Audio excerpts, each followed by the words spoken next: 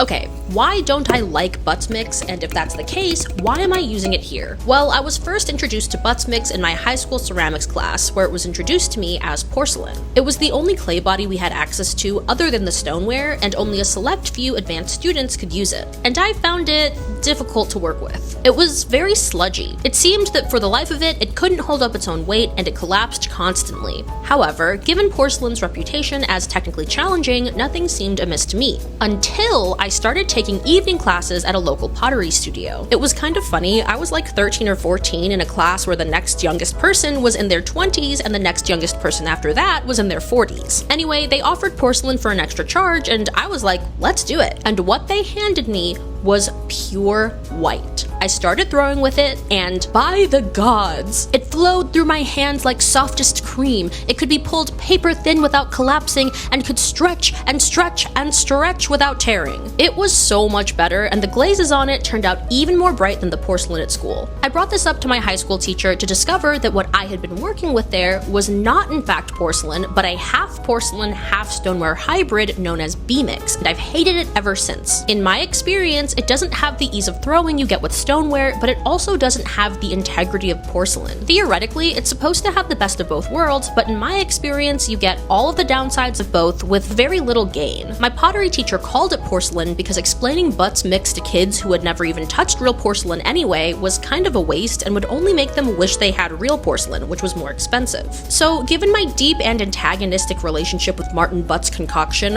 why am I using it now? And the short answer is because it's here. I was given this bag of clay by someone who was leaving the studio and had extra clay, and no self-respecting potter says no to free clay, and this Laguna recipe is actually quite nice. But is it as nice as porcelain? In my personal opinion, no. Even though I can throw with it no problem, it's honestly still a little bit on the goopy side, even when it's been aired out a little. I'm also pretty sure that this recipe isn't as bad as the one I was using in high school, but then again, I was way worse at pottery in high school. Either way, Butts Mix is super popular, and you either love it or you hate it. So let me know where you fall in the comments.